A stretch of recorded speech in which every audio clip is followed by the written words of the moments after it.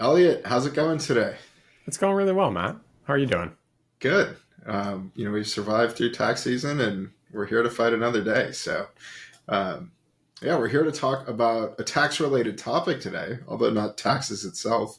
Um, a lot of questions I get from clients or prospective clients just around like their Roth IRAs and traditional IRAs. Many times they've heard of these things. They know that they're for retirement. They know that you can invest in them, but a lot of times there's some confusion like amongst how they can be used, like what can go inside of them, what they really are, and what the difference is. So I thought that could be a good conversation for us to have today and just maybe go back to Finance 101 a little bit and talk about the differences and similarities of these two accounts. So where would you want to start today? Well, I feel like we need some cool sound effects for like battle versus IRA versus Roth IRA and some cool graphics. But since I don't think we can start there, maybe we just start with basically what they are. Do you want to go through that, Matt?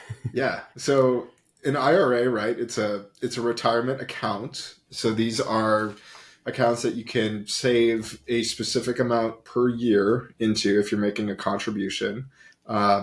And they can be used for general purpose investing, right? So you're not going to be doing any crazy strategies or special assets in these types of accounts. We'll get to that a little bit later. But these are generally accounts that you're not going to want to touch until your past retirement age, which is that oh so specific 59 and a half. Right, Elliot? Right. And Matt, if I'm listening here, where can I open one of these? Like, do I just go to my bank and open it there? Yeah, so you can open them at a lot of various places. I mean, I'm sure most banks nowadays have IRA accounts or Roth IRA accounts. Also, like Schwab, Fidelity, Vanguard. I'm sure there's like a billion other custodians out there these days. Betterment, right? That's the newfangled one. Am You I tell right? me. I don't know.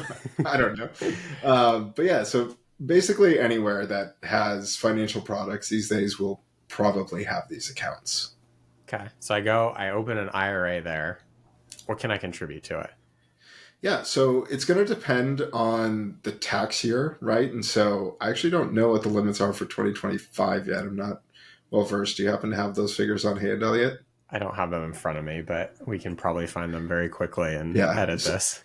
so the only reason I'm pandering here is, depending on when you're listening to this, it's probably just advisable to go Google like insert year Roth IRA, contribution limit. Roth IRAs do have some nuances to them, which we'll talk about in a little bit. But generally speaking, there's a set limit that you can contribute in a given calendar year, and you can actually contribute up to tax day of the following calendar year, which makes it a little confusing. But yeah, so if the limit's $6,000, you can go Let's say contribute. it's $7,000 because it hasn't changed for 2025. So it's the There you go. same for 2024. So $7,000 as a try. Yep. Anybody can make, assuming they have earned income and some other caveats there, and then $1,000 catch up contribution for those who are age 50 or older.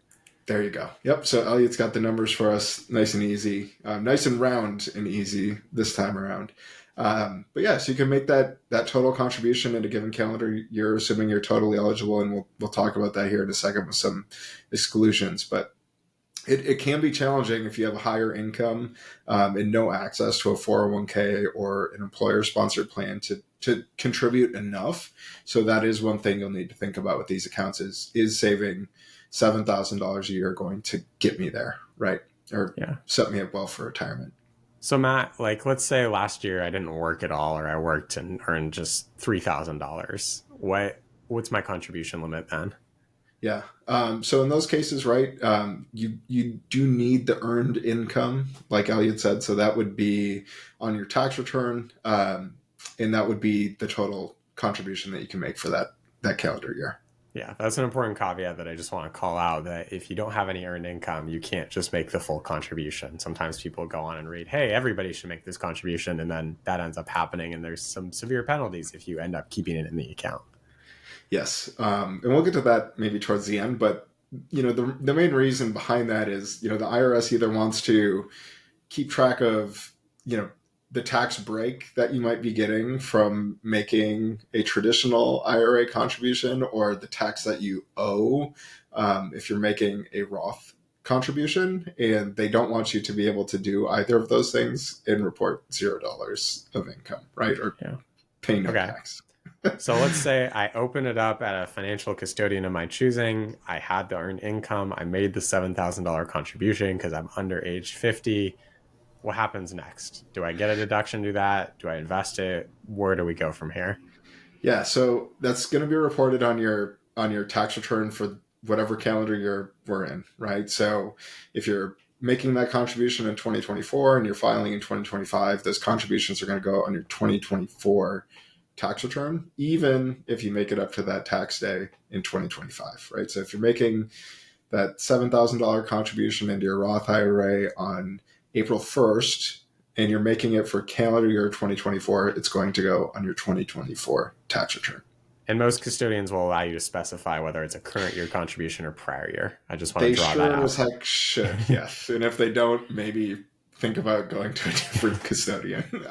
That shouldn't be a question that they have to ask, right, Elliott? But I suppose it is. Just make sure you have that drop down that specifies what you're actually contributing for. Yeah. And so it's from there on, I think this is where a lot of confusion comes in, like either amongst prospect clients or existing clients who just need a refresher. And certainly people, we just bump into every day is like, what the heck can go inside of these things?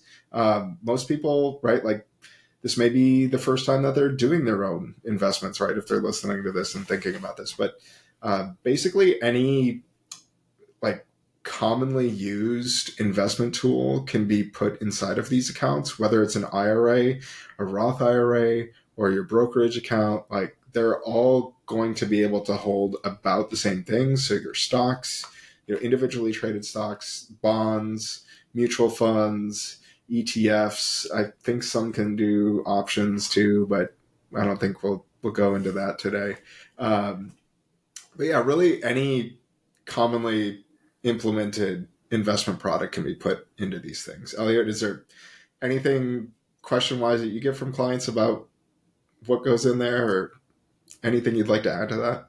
I would just say a word of caution against more exotic investments. It can be really easy to go down a rabbit hole with online resources of, hey, put real estate in your IRA or something like that. And there's very specific rules that can quickly disqualify an IRA and immediately make it all taxable. So just know that if you go down that path, make sure you have good professionals or you are very familiar with the rules. But the common ones that are issues are collectibles, personal loans, anything where you get like some sort of personal benefit from it being there. But otherwise, Matt, you hit the nail on the head with any sort of publicly traded investment is usually very easy to do.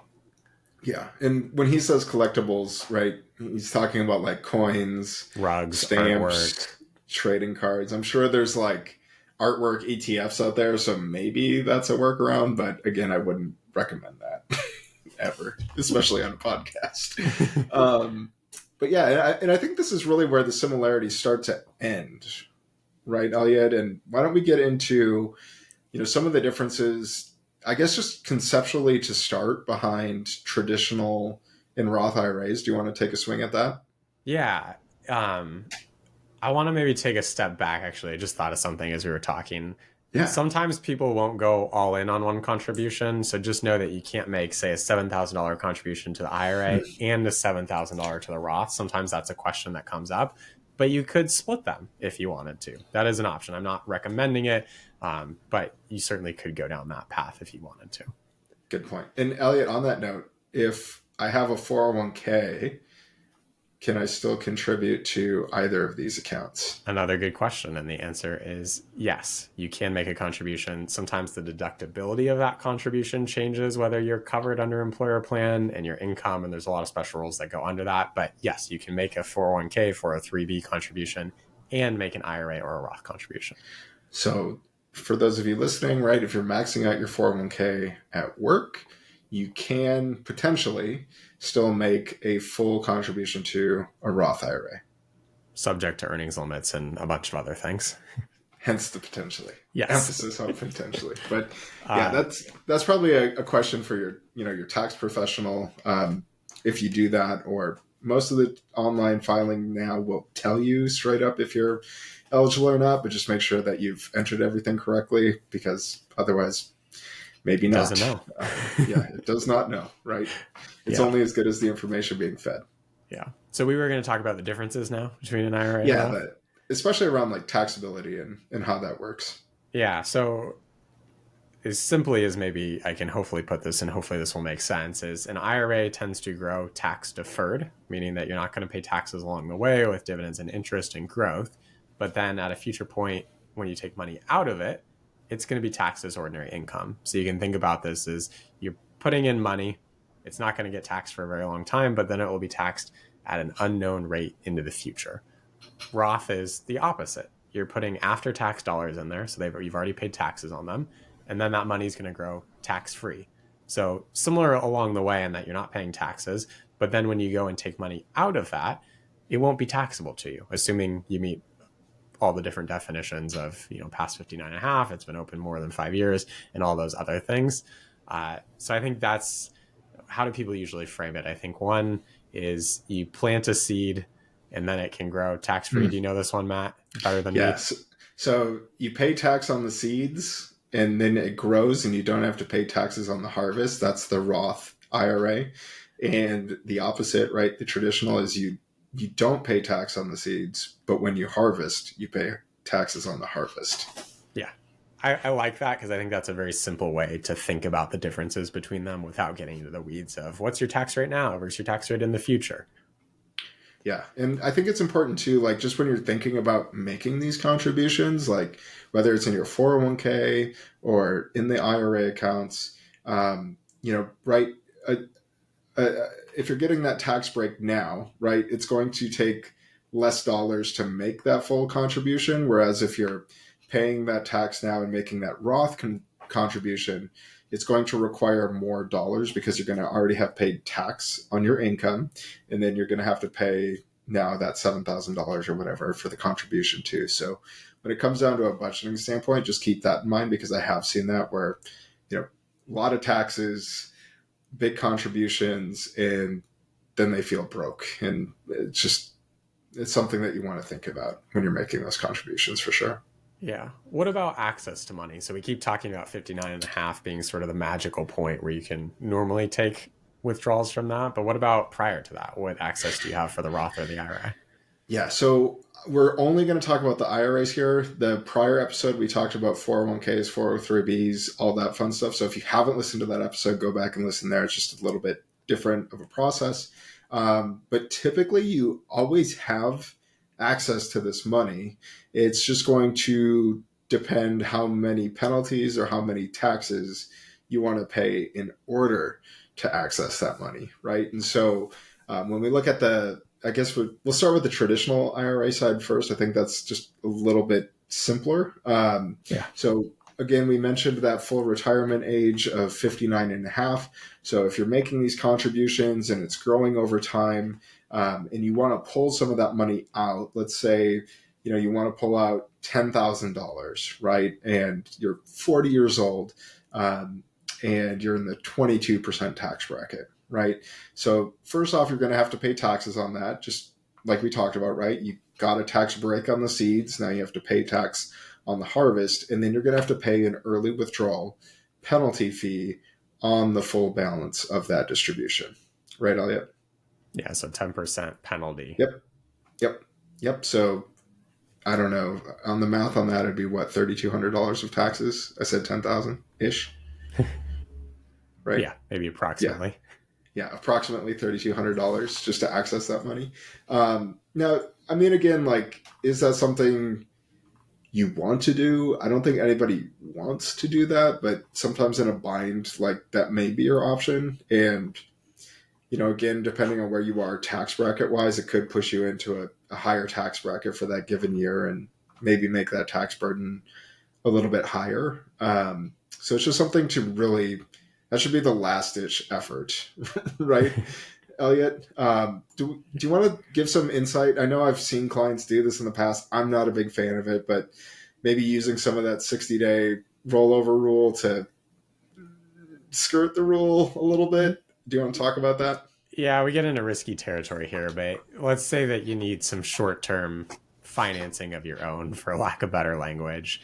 There are ways to take distributions from an IRA and do what's called a 60-day rollover. But you need, again, this comes back to you need to pay very special attention to rules, because if you get this wrong, it's going to burn you.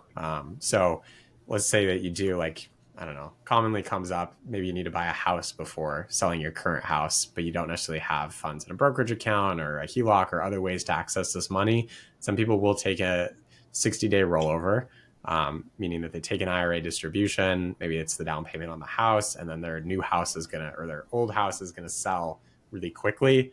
They could sell that house and then redeposit it back into that account within 60 days. But again, there are special rules. You can only do one of these per year, and it's pretty risky to do if you get it wrong. Very risky. And if you're under 59 and a half, you're still going to have to potentially pay a penalty depending on how this works out. So just be very cautious. Yeah. And also a note too, if you're rolling over money from one account to another, and you get a check, I don't think that happens too much for IRAs these days, but if you're getting a 401k plan, you only have 60 days to get that check into that account before it's counted as a distribution. So just be mindful of that too if you're moving a 401k to an IRA. You're not doing a direct rollover. Exactly. Yeah. I wish they were all direct now, but there's still those custodians out there where they mail you the check. On the Roth side of the equation, it works a bit differently, right? And so the big difference here is you've already paid the tax on some of that money. So the IRS cares a little bit less as to what you keep in that account and how they treat that. And so you can always take up to your basis or your contributions out of your Roth IRA. Right, Elliott? Yeah. So simple example, let's say that over the years you make $100,000 worth of Roth contributions. You could theoretically take out $100,000, no problem. Yeah, and where you can run into some issue of this is, number one, you're going to want to track the basis of those contributions. That should be included in your tax return package, and if it's not, you should be able to get those contribution records from whatever financial institution is holding this account. And when Matt says basis, essentially he's just saying the amount of contributions you made. Yep. So same with your $100,000 example. Yep. $100,000. But if you go above that, right now you're into the earnings, and that can trigger the penalty on that distribution. So if you had $101,000, but you had only contributed the $100,000, right? That extra $1,000 of growth in that account will trigger the penalty and create some issues for you there. Yeah. Yeah. So Roth has a little more flexibility, I would say, with accessing those contributions. So if you need it for education or something like that, you could still make those contributions knowing that, hey, it's accessible. It's just not all accessible. If there's some earnings on there, I might need to pay some tax and a 10% penalty on the earnings. Yeah. And that's too, right? When you really think about the purpose of these accounts, and that's why I led the way I did, is, these are accounts that you generally do not want to touch. The whole point of making those tax deferred or tax now contributions is to get the tax advantage and to save those dollars for your retirement, right? If you're spending that $100,000 now of your Roth money, and that could have compounded 2 or 3 times before you retire, right? You're giving up a lot of tax-free income in retirement. And same on the flip side with, the traditional, you might end up pushing yourself into a higher tax bracket this year if you're still earning the full amount that you normally make. And it can just really create a lot of unnecessary challenges where I think strong budgeting and having some tax flexible money, like either cash or a brokerage account, can really help you be more liquid and not even have to worry about some of this stuff. And most importantly, not give up those tax advantaged accounts before you want to, right? Definitely. Should we talk a little bit, Matt, about how long you can keep money in these accounts? Yeah, why don't we go there? But before we move on, I know we made that caveat with the Roth IRA, right, on the income side, right? So there is a phase out where at, I think it's $146,000 this year. I could be wrong. I would just look up the numbers because it's Yeah, different for single or married filing jointly. Just look up Roth that's fair. contribution phase out, because there is a range where below that you can make the full contribution. Somewhere in the middle you can make a partial contribution, Yep. and then above that you cannot make any contribution. So Yep. look So, that up year by year. yep. Just Google, 2020 X, year Roth phase out limit. But yeah, so that again, like that's going to be driven off of your tax return. So that's something you're going to need to either plan for or have your accountant help you understand where you're going to land income wise to the best of your ability, and just make sure you're not making those excess contributions, because if you do make an excess contribution, that money has to come out. And if there are earnings, again, it turns into a whole problem with taxes and penalties that you probably just don't want to deal with. So just talk to your tax professional before deciding which account is right for you. But why don't we go where you were headed, Elliott, and let's talk about how long this money can stay in these accounts. Do I ever have to take it out? And what happens when I do? Yeah, so the Roth IRA is pretty nice. The government allows you to have that money compounding tax-free for as long as you're alive. No forced distributions, anything like that. Whereas the IRA is a little bit differently. Government says, hey, you got your tax deduction, your tax deferral. I want my cut now. And so they actually start forcing money out depending on when you were born, either at age 73 now or age 75. So you get the deferral for a long time, but then Uncle Sam says, hey, you got to take money out and I get my taxes. Yeah. And is that amount the same over the course of my life, or does it change? Yeah, so it changes. The first year is usually the least amount that is coming out, and then it usually goes up. So it's based on a factor. It works out to a certain percentage every year, and that percentage gets a little bit higher and higher because, again, government said, hey, you've gotten this tax deferral for a really long time. I want the taxes on all of it essentially by the end of your life. So there's tables that go off of that. So that's something important to plan for as time goes on.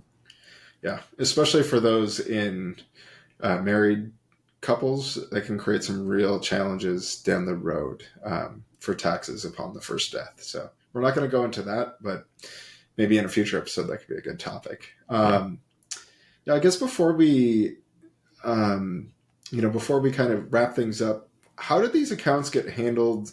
Maybe this is a little bit beyond the scope today, but how do these accounts get handled, like when you pass away, right? I just kind of alluded to it, but let's say it's just me, I pass away, I have one child, like what happens with those amounts? Do they get taxed on it? And what does it look like from an estate planning perspective?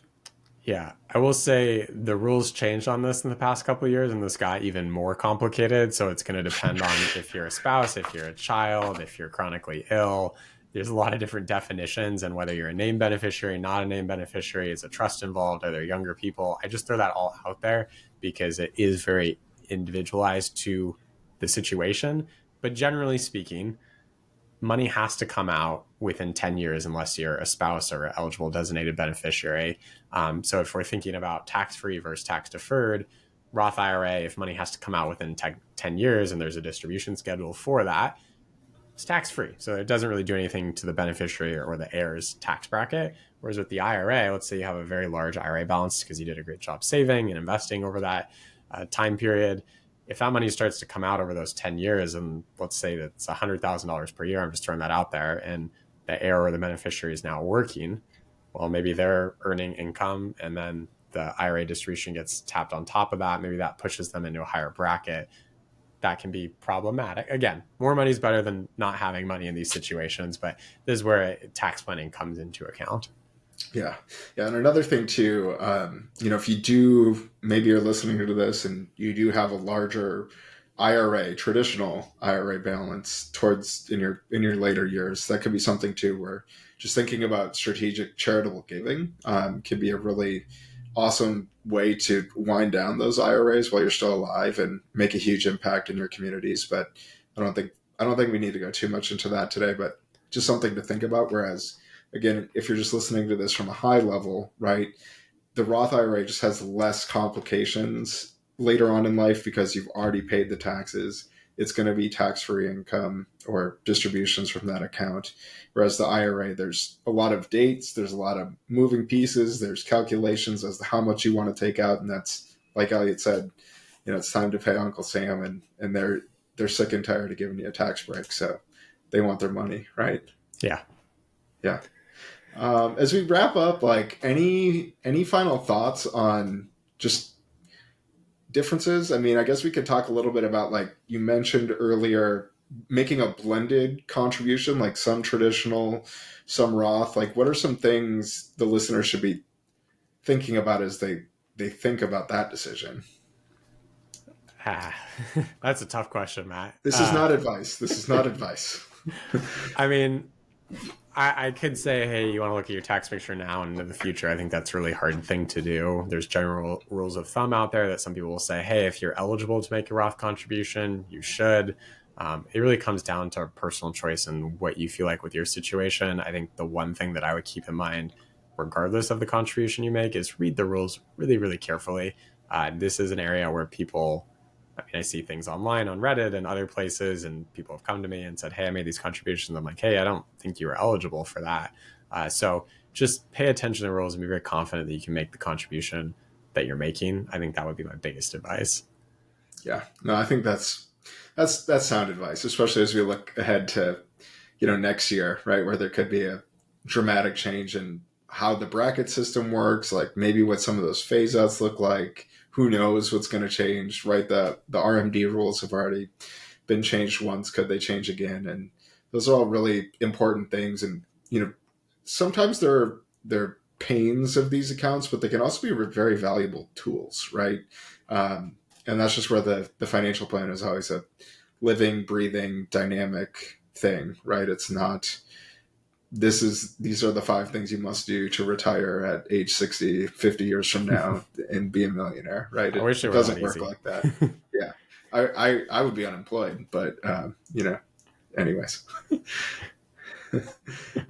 Yeah. So I think as we just wrap up, like, again, a lot of this goes, a lot of these things are very similar in terms of what they are, how they function, but there are different features on these accounts that impact how they fit into your financial plan, right? So you can invest and contribute essentially the same amounts and things to these accounts throughout the course of your life, but where they fit and how much of either one you need to do is going to drastically depend on what's going on in your personal situation and what you're trying to accomplish.